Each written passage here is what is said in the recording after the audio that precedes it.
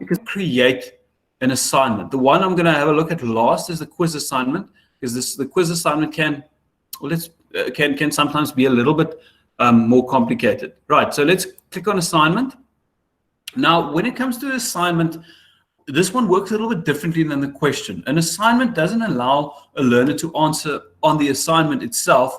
It requires them to upload documents. So in other words, the default thing, what will happen is the learners will, or you can choose how they're going to approach this. So we're going to say, we'll call this a response, or let's just call this short essay writing. And now I need to give them instructions.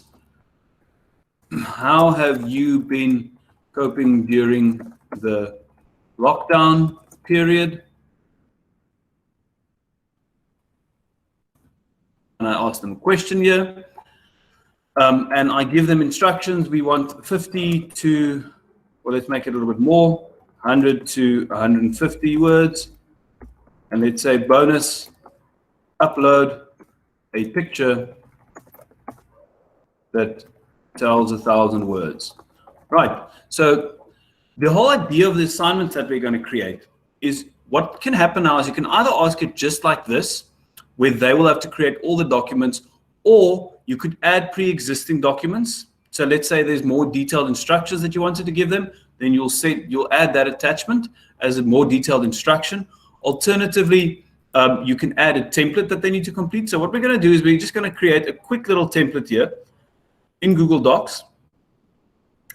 Right, so once I say that, we're going to create our, here we've created our template. Because we want to make sure that our learners stick to some of the rules they need to stick to, we are going to just create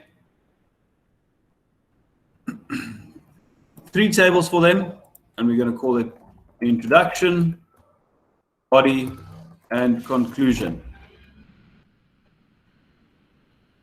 Right, so let's add a little bit here, add a bit there, add a bit there. Right, so this is just a very, very quick example of what we're going to do. What is going to happen now is,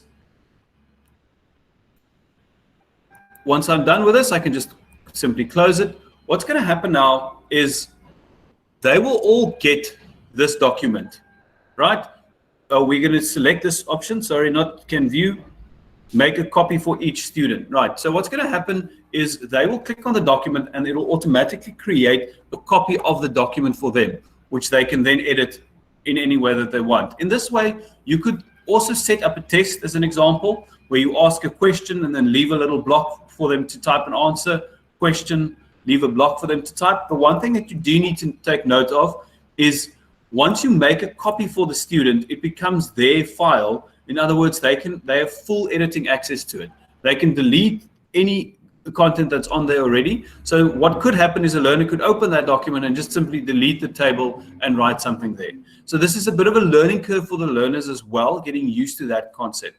What you could also do, you can simply add files that they can view. So if you're adding an instructional document, then they can only read the instructions. Or if you want to get a little bit more interesting with it, you can also add a students can edit the file. So now you're going to send a file to students and all of them can edit that same file. What makes this very powerful is, if you want to do group work, you can create a number of templates like this. We're going to get to the rubric now. We're going to create a number of templates like this, and then you can select the students that you're going to add. Obviously, when I click drop down, I'm going to see all students because I don't have any students in my class, but you can select 4 students and then post this. Next 4 students and then post this. It is a bit labor intensive because you're going to have to create a number of different assignments for the different students. So this does take a while, but you can simply copy, once you've created an assignment, you can just copy that assignment and then share it to different learners. Right, so short essay writing, we're going to say this is only going to be worth 20 marks. We'll assign a due date for this one. We're going to make it today as well. These poor students are going to have to work very hard today. Right, this one we don't have a topic for it yet, so we're going to create a new topic called essay writing. it's a very good idea. Everything that you have, use essay writing, or not use essay writing, use topics for whatever it is that you are creating. Just makes your content more organized and easier for learners to navigate. Before we get to the rubric, just a word on the originality reports. This is a new feature that they've added for G Suite for Education. So in other words, if you're using a Gmail account, you won't be able to use this. And if you're using a G Suite for Education, you can use it 3 times per classroom. What the Originality Report actually does is this is essentially a plagiarism report. It will run through all the content that the learners submit, and it will go through millions and millions of websites and see if it finds whatever these learners are saying exactly in those words to see whether or not they've plagiarized it. So it's an incredibly powerful tool.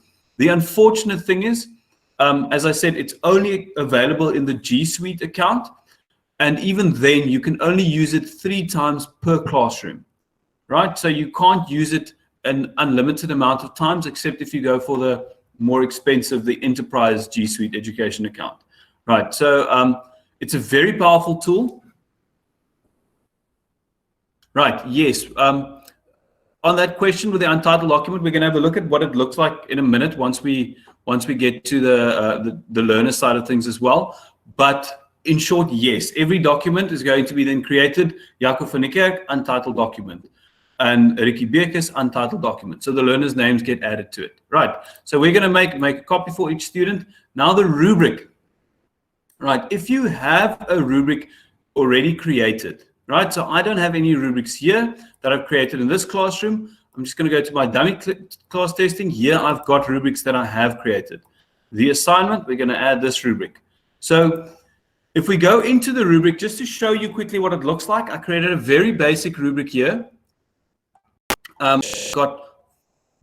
We've got intro, and with the intro, I've got 4 categories: great, average, poor, incomplete, and conclusion, great, average, poor, incomplete. And for the body, I've added a few more categories: excellent, very good, above average, below average, poor, incomplete. Now, you can have it more detailed than this. So let's go into the editing of the rubric.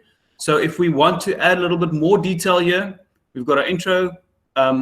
We can give a better description of this.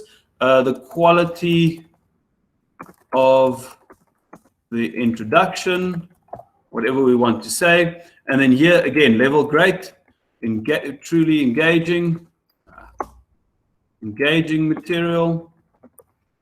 And then average, kept me interested. Here, fell asleep.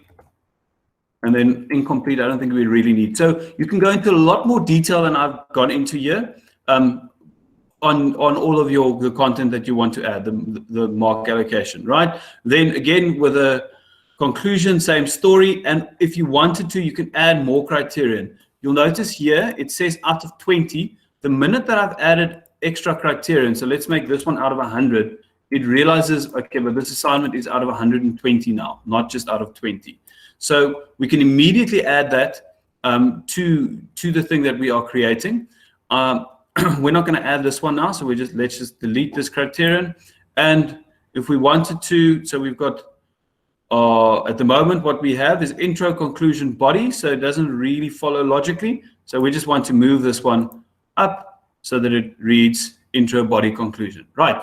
So I've got my rubric saved, and as you noticed with the rubric, you can immediately import it from previous assignments that you've created, and you can even import it from other classrooms that you've had assignments that you created. So you can easily create these rubrics. I strongly advise that you do create these rubrics because it makes it a lot easier later when we want to import our marks. Right. So we're gonna just want to quickly rename this untitled document.